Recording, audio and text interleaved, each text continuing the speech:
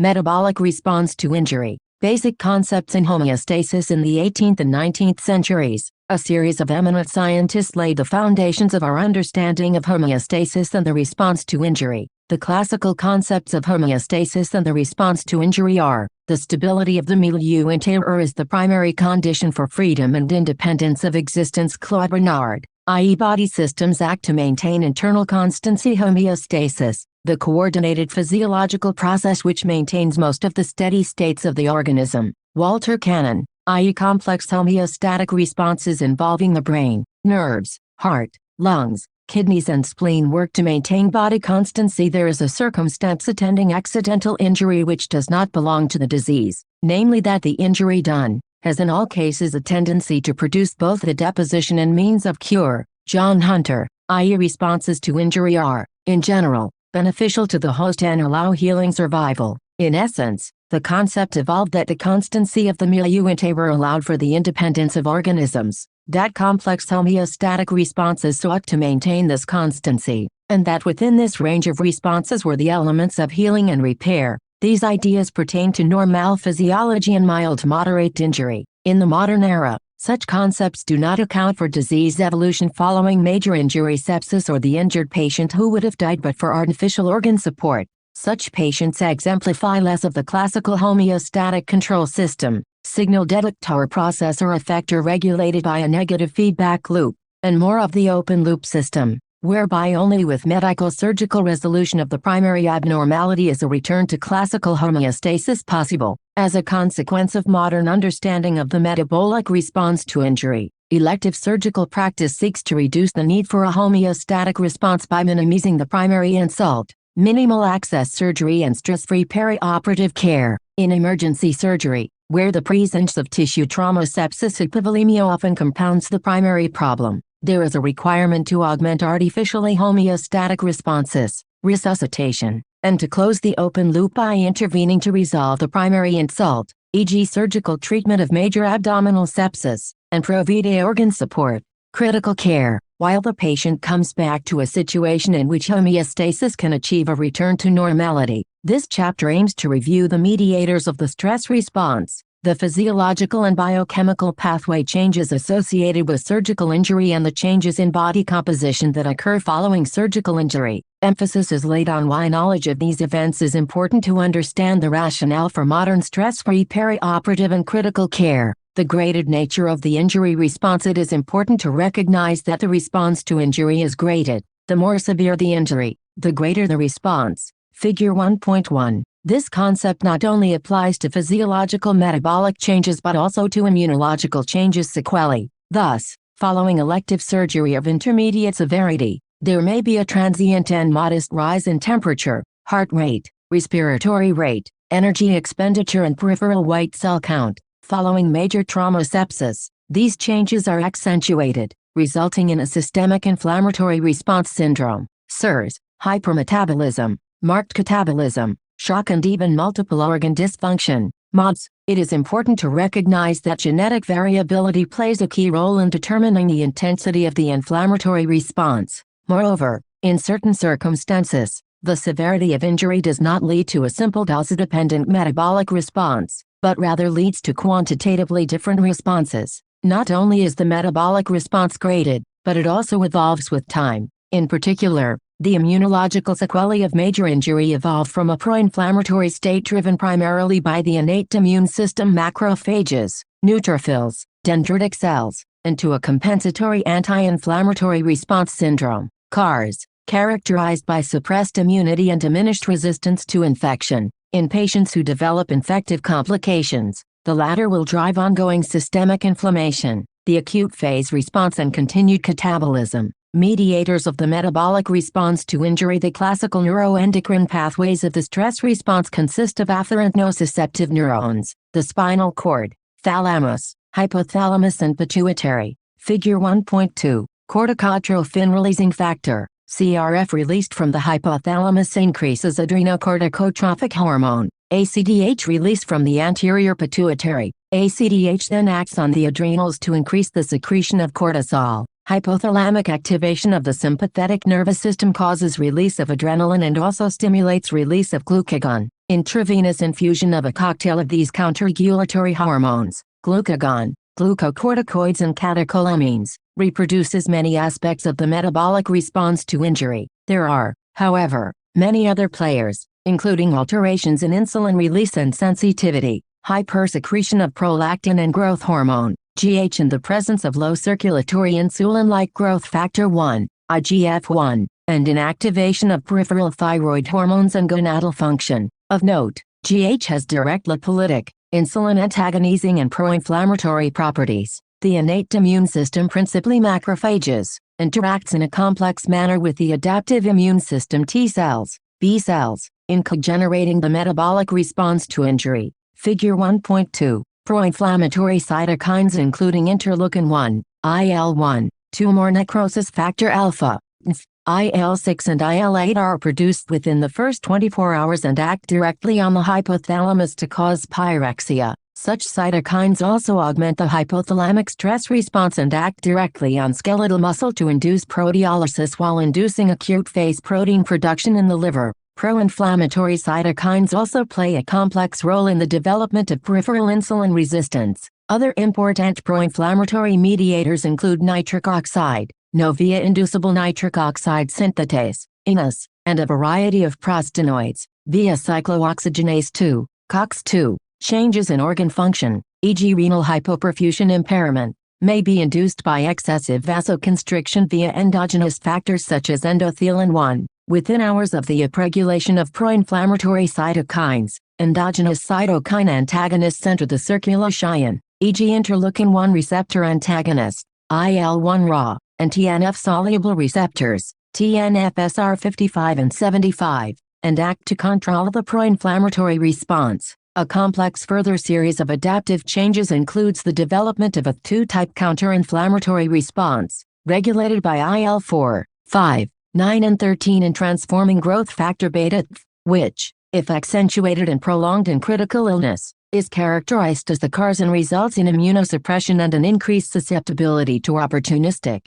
nosocomial infection. Within inflamed tissue, the duration and magnitude of acute inflammation as well as the return to homeostasis are influenced by a group of local mediators known as specialized pro-resolving mediators, SPM, that include essential fatty acid-derived lipoxins, resolvins, productins and marazins. These endogenous resolution agonists orchestrate the uptake and clearance of apoptotic polymorphonuclear neutrophils and microbial particles, reduce pro-inflammatory cytokines and lipid mediators as well as enhancing the removal of cellular debris in the inflammatory milieu. Thus, both at the systemic level, endogenous cytokine antagonists, see above, and at the local tissue level, the body attempts to limit resolve inflammation-driven dyshomeostasis. There are many complex interactions among the neuroendocrine, cytokine and metabolic axes. For example, although cortisol is immunosuppressive at high levels, it acts synergistically with IL-6 to promote the hepatic acute phase response.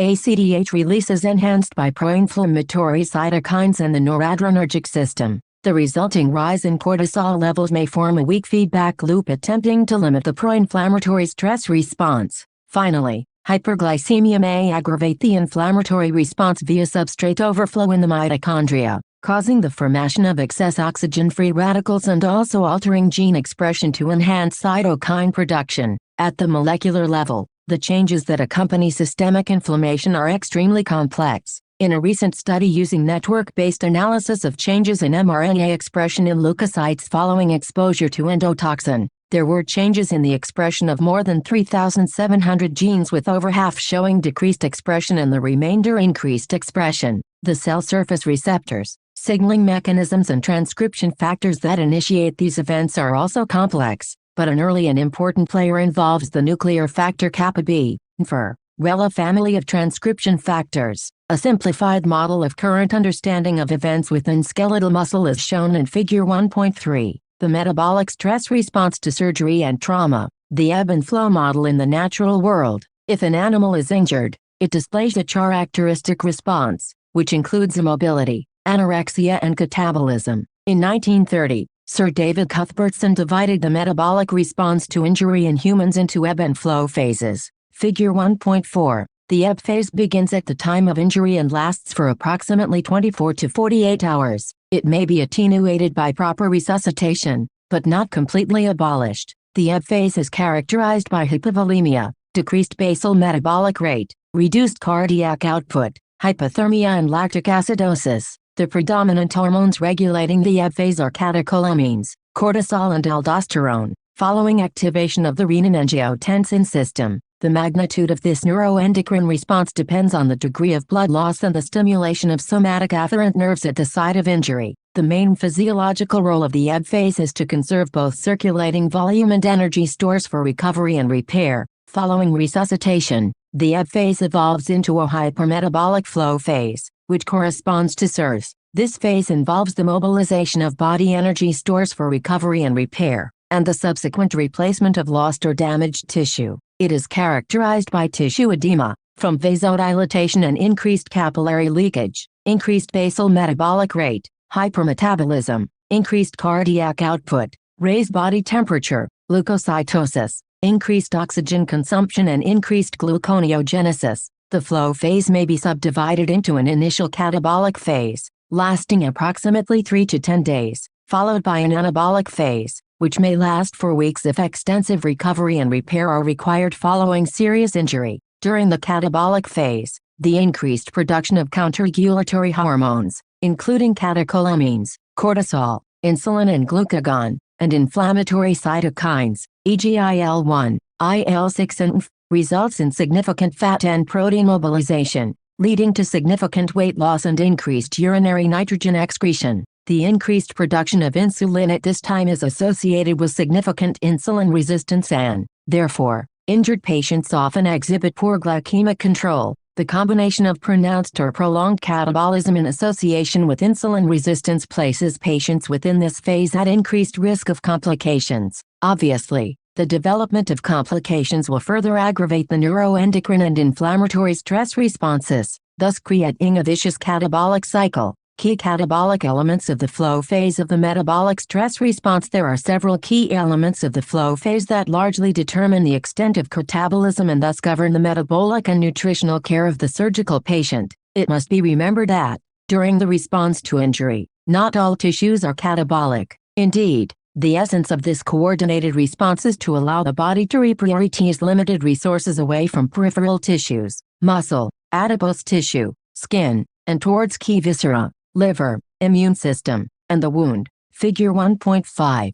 Hypermetabolism. The majority of trauma patients, except possibly those with extensive burns, demonstrate energy expenditures approximately 15 to 25% above predicted healthy resting values. The predominant cause appears to be a complex interaction between the central control of metabolic rate and peripheral energy utilization, in particular, central thermodysregulation, caused by the pro-inflammatory cytokine cascade, increased sympathetic activity, abnormalities in wound circulation. Ischemic areas produce lactate, which must be metabolized by the adenosine triphosphate, ADP, consuming hepatic Cori cycle. Hyperemic areas cause an increase in cardiac output. Increased protein turnover and nutritional supports may all increase patient energy expenditure. Theoretically, patient energy expenditure could rise even higher than observed levels following surgery or trauma, but several features of standard intensive care, including bed rest, paralysis, ventilation and external temperature regulation,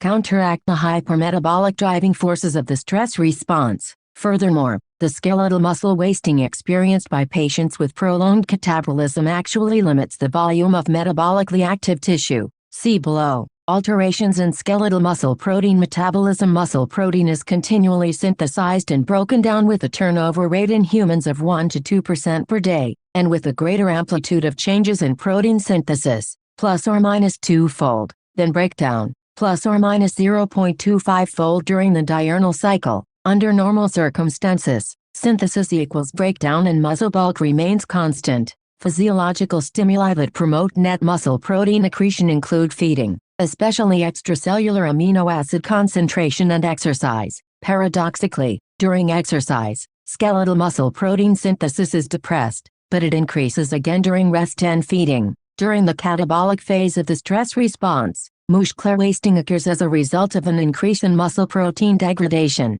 via enzymatic pathways, coupled with a decrease in muscle protein synthesis. The major site of protein loss is peripheral skeletal muscle, although nitrogen losses also occur in the respiratory muscles, predisposing the patient to hypoventilation and chest infections, and in the gut, reducing gut motility. Cardiac muscle appears to be mostly spared. Under extreme conditions of catabolism, e.g. major sepsis, urinary nitrogen losses can reach 14-20 g/day. This is equivalent to the loss of 500 grams of skeletal muscle per day. It is remarkable that muscle catabolism cannot be inhibited fully by providing artificial nutritional support as long as the stress response continues. Indeed, in critical care, it is now recognized that hyperalimentation represents a metabolic stress in itself, and that nutritional support should be at a modest level to attenuate rather than replace energy and protein losses. The predominant mechanism involved in the wasting of skeletal muscle is the IT-dependent ubiquitin proteasome pathway, figure 1.6. Although the lysosomal cathepsins and the calcium calpain pathway play facilitatory and accessory roles, clinically, a patient with skeletal muscle wasting will experience asthenia, increased fatigue, reduced functional ability, decreased quality of life, and an increased risk of morbidity and mortality. In critically ill patients, muscle weakness may be further worsened by the development of critical illness myopathy, a multifactorial condition that is associated with impaired excitation-contraction coupling at the level of the sarcolemma and the sarcoplasmic reticulum membrane, alterations in hepatic protein metabolism. The acute phase protein response. The liver and skeletal muscle together account for 50% of daily body protein turnover. Skeletal muscle has a large mass but a low turnover rate, 1 to 2% per day, whereas the liver has a relatively small mass, 1.5 kg, but a much higher protein turnover rate, 10 to 20% per day. Hepatic protein synthesis is divided roughly 50 hours and 50 minutes between renewal of structural proteins and synthesis of export proteins. Albumin is the major export protein produced by the liver and is renewed at the rate of about 10% per day. The transcapillary escape rate, TER, of albumin is about 10 times the rate of synthesis, and short-term changes in albumin concentration are most probably due to increased vascular permeability. Albumin TER may be increased threefold following major injury sepsis, in response to inflammatory conditions, including surgery, trauma, sepsis, cancer, or autoimmune conditions. Circulating peripheral blood mononuclear cells secrete a range of pro-inflammatory cytokines, including IL-1, IL-6 and IF. These cytokines, in particular IL-6, promote the hepatic synthesis of positive acute phase proteins, e.g. fibrinogen and creatine protein, CRP. The acute phase protein response, APPR, represents a double-edged sword for surgical patients as it provides proteins important for recovery and repair, but only at the expense of valuable lean tissue and energy reserves. In contrast to the positive acute phase reactants, the plasma concentrations of other liver export proteins, the negative acute phase reactants, fall acutely following injury, e.g. albumin. However, rather than representing a reduced hepatic synthesis rate, the fall in plasma concentration of negative acute phase reactants is thought principally to reflect increased transcapillary escape, secondary to an increase in microvascular permeability. See above. Thus, increased hepatic synthesis of positive acute phase reactants is not compensated for by reduced synthesis of negative reactants. Insulin resistance following surgery or trauma. Postoperative hyperglycemia develops as a result of increased glucose production combined with decreased glucose uptake in peripheral tissues. Decreased glucose uptake is a result of insulin resistance which is transiently induced within the stressed patient. Suggested mechanisms for this phenomenon include the action of pro-inflammatory cytokines and the decreased responsiveness of insulin-regulated glucose transporter proteins. The degree of insulin resistance is proportional to the magnitude of the injurious process. Following routine upper abdominal surgery, insulin resistance may persist for approximately 2 weeks. Postoperative patients with insulin resistance behave in a similar manner to individuals with type 2 diabetes mellitus. The mainstay of management of insulin resistance is intravenous insulin infusion. Insulin infusions may be used in either an intensive approach, i.e. sliding scales are manipulated to normalize the blood glucose level, or a conservative approach, i.e. insulin is administered when the blood glucose level exceeds a defined limit and discontinued when the level falls. While some studies of postoperatively ventilated patients in the intensive care unit, ICU have suggested that maintenance of normal glucose levels using intensive insulin therapy can significantly reduce both morbidity and mortality. Others have not. The risks of adverse events following significant hypoglycemia as a consequence of intensive insulin therapy have led most ICUs to adopt a more conventional approach to glycemic control. It should be noted that diabetic patients whose glycemic control has been poor prior to their critical illness pose a particular challenge. Changes in body composition following injury. The average 70 kg male can be considered to consist of fat, 13 kg, and fat-free mass, or lean body mass, 57 kg. In such an individual, the lean tissue is composed primarily of protein, 12 kg, water, 42 kg, and minerals, 3 kg. Figure 1.7. The protein mass can be considered as two basic compartments: skeletal muscle, 4 kg, and non-skeletal muscle, 8 kg, which includes the visceral protein mass. The water mass, 42 liters, is divided into intracellular, 28 liters, and extracellular, 14 liters, spaces. Most of the mineral mass is contained in the bony skeleton. The main labile energy reserve in the body is fat, and the main labile protein reserve is skeletal muscle. While fat mass can be reduced without major detriment to function, loss of protein mass results not only in skeletal muscle wasting, but also in depletion of visceral protein status. Within lean tissue, each 1 gram of nitrogen is contained within 6.25 grams of protein, which is contained in approximately 36 grams of wet weight tissue. Thus, the loss of 1 gram of nitrogen in urine is equivalent to the breakdown of 36 grams of wet weight lean tissue. Protein turnover in the whole body is of the order of 150-200 g per day. A normal human ingests about 70-100 g protein per day, which is metabolized and excreted in urine as ammonia and urea, i.e. approximately 14 grams n day. During total starvation, urinary loss of nitrogen is rapidly attenuated by a series of adaptive changes. Loss of body weight follows a similar course. Figure 1.8. Thus accounting for the survival of hunger strikers for a period of 50 to 60 days, following major injury, and particularly in the presence of ongoing septic complications. This adaptive change fails to occur, and there is a state of autocannibalism, resulting in continuing urinary nitrogen losses of 10-20 g n day, equivalent to 500 grams of wet weight lean tissue per day. As with total starvation, once loss of body protein mass has reached 30 to 40% of the total, survival is unlikely. Critically ill patients admitted to the ICU with severe sepsis or major blunt trauma undergo massive changes in body composition. Figure 1.8. Body weight increases immediately on resuscitation with an expansion of extracellular water by 6-10 liters within 24 hours. Thereafter, even with optimal metabolic care and nutritional support, total body protein will diminish by 15% in the next 10 days. And body weight will reach negative balance as the expansion of the extracellular space resolves. In marked contrast, it is now possible to maintain body weight and nitrogen equilibrium following major elective surgery. This can be achieved by blocking the neuroendocrine stress response with epidural analgesia, other related techniques, and providing early oral enteral feeding.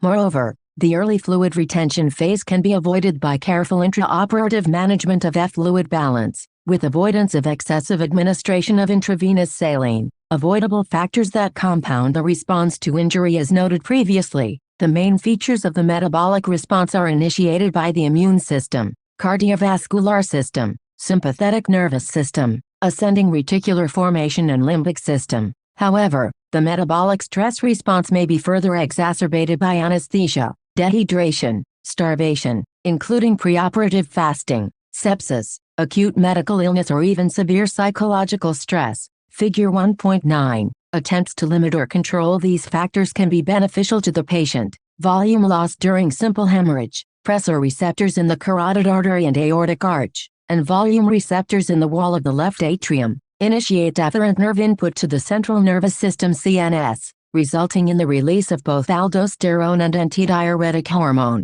ADH. Pain can also stimulate ADH release. ADH acts directly on the kidney to cause fluid retention. Decreased pulse pressure stimulates the juxtaglomerular apparatus in the kidney and directly activates the renin-angiotensin system, which in turn increases aldosterone release. Aldosterone causes the renal tubule to reabsorb sodium, and consequently also conserve water. ACTH release also augments the aldosterone response. The net effects of ADH and aldosterone result in the natural oliguria observed after surgery and conservation of sodium and water in the extracellular space. The tendency towards water and salt retention is exacerbated by resuscitation with saline-rich fluids. Salt and water retention can result in not only peripheral edema, but also visceral edema, e.g. in the stomach. Such visceral edema has been associated with reduced gastric emptying, delayed resumption of food intake and prolonged hospital stay. Careful limitation of intraoperative administration of balanced crystalloids so that there is no net weight gain following elective surgery has been proven to reduce postoperative complications and length of stay. Hypothermia results in increased elaboration of adrenal steroids and catecholamines. When compared with normothermic controls, even mild hypothermia results in a 2 to 3-fold increase in postoperative cardiac arrhythmias and increased catabolism. Randomized trials have shown that maintaining normothermia by an upper body faucet or heating cover reduces wound infections, cardiac complications and bleeding and transfusion requirements. Tissue edema during systemic inflammation, fluid, plasma proteins, leukocytes, macrophages and electrolytes leave the vascular space and accumulate in the tissues. This can diminish the alveolar diffusion of oxygen and may lead to reduced renal function. Increased capillary leak is mediated by a wide variety of mediators including cytokines, prostanoids, bradykinin and nitric oxide. Vasodilatation implies that intravascular volume decreases, which induces shock if inadequate resuscitation is not undertaken. Meanwhile, intracellular volume decreases, and this provides part of the volume necessary to replenish intravascular and extracellular volume. Systemic inflammation and tissue underperfusion. The vascular endothelium controls vasomotor tone and microvascular flow, and regulates trafficking of nutrients and biologically active molecules. When endothelial activation is excessive, compromised microcirculation and subsequent cellular hypoxia contribute to the risk of organ failure. Maintaining normoglycemia with insulin infusion during critical illness has been proposed to protect the endothelium, probably, in part, via inhibition of excessive venous-induced no release. Starvation. During starvation, the body is faced with an obligate need to generate glucose to sustain cerebral energy metabolism, 100 g of glucose per day. This is achieved in the first 24 hours by mobilizing glycogen stores and thereafter by hepatic gluconeogenesis from amino acids, glycerol and lactate. The energy metabolism of other tissues is sustained by mobilizing fat from adipose tissue.